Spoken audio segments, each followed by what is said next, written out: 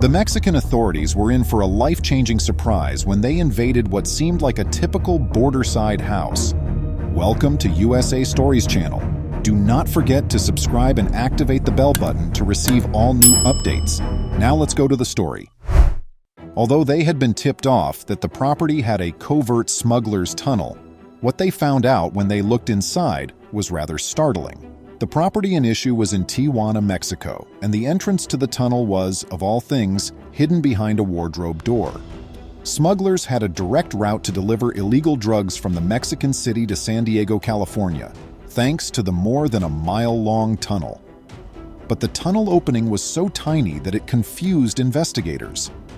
Despite the little entry, how in the world could these smugglers get away with their illicit activities? The tunnel itself was 3 feet in width and 5 feet in height, providing ample space for an individual to pass through.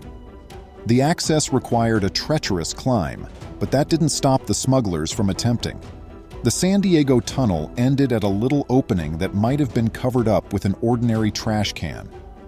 It was not rare that the tunnel led to the rear of a pallet warehouse.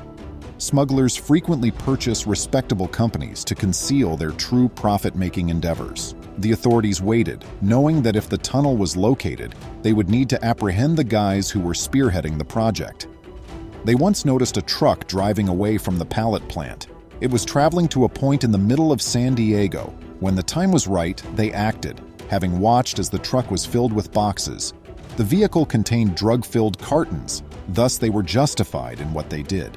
The investigators discovered a sizable black market for illicit drugs inside the truck.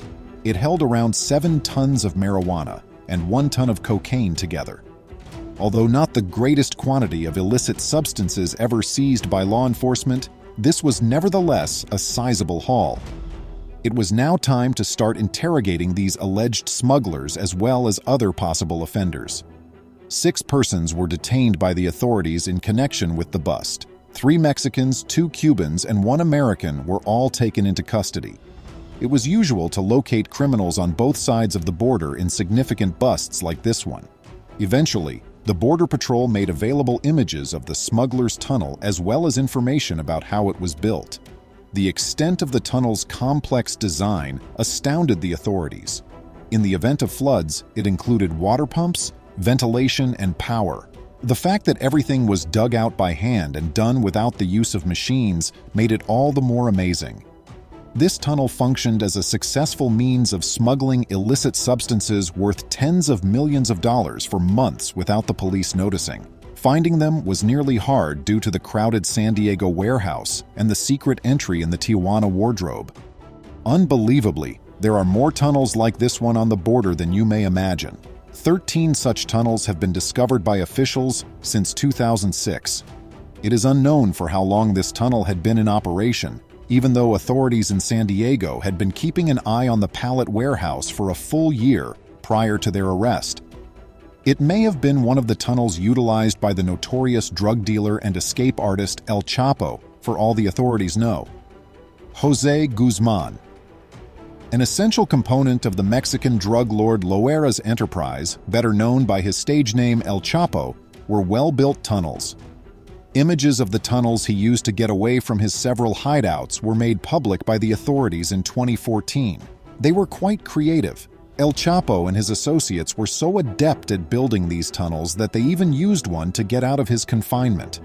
El Chapo used a small opening concealed in his shower cell to break out of jail.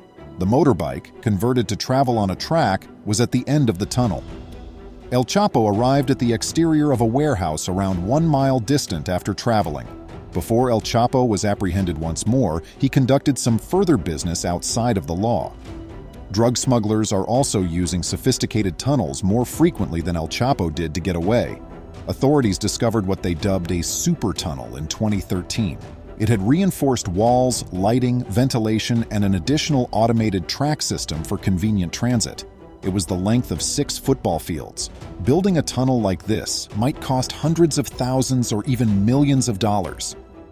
But frequently, the expense is well worth it. The tunnel pays for itself with just 1 successful narcotics transit. In addition, the tunnels can be utilized to assist in granting undocumented immigrants passage. A 380-mile tunnel that connected Mexico to a restaurant in California was discovered by officials in 2016.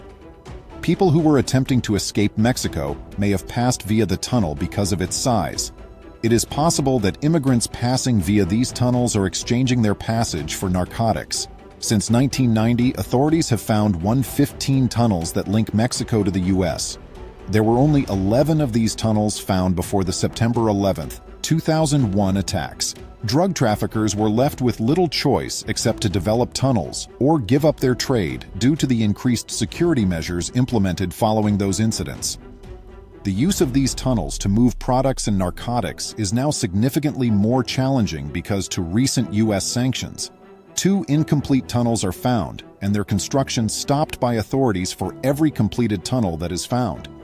There are other ways than tunnels that individuals have attempted to smuggle drugs and persons into the United States. People have been discovered by Border Patrol agents hiding amid cattle, in the backs of vehicles, and inside cars. U.S. President Donald Trump suggested erecting a wall along the border between Mexico and the U.S. in an effort to thwart the illegal immigration and drug trade. Building his wall would cost more than $20 billion. And it is unlikely that it would stop people from using ladders or tunnels. Thus, what are the best ways to stop the drug trade and reduce illegal immigration? It appears that stopping the Americans engaged in these 2 acts is the best course of action. Neither practice will be feasible without domestic support. The extent individuals would go to in order to earn a profit is absurd, don't you think? Hopefully, law enforcement on both sides of the border will keep catching and discouraging illegal activity.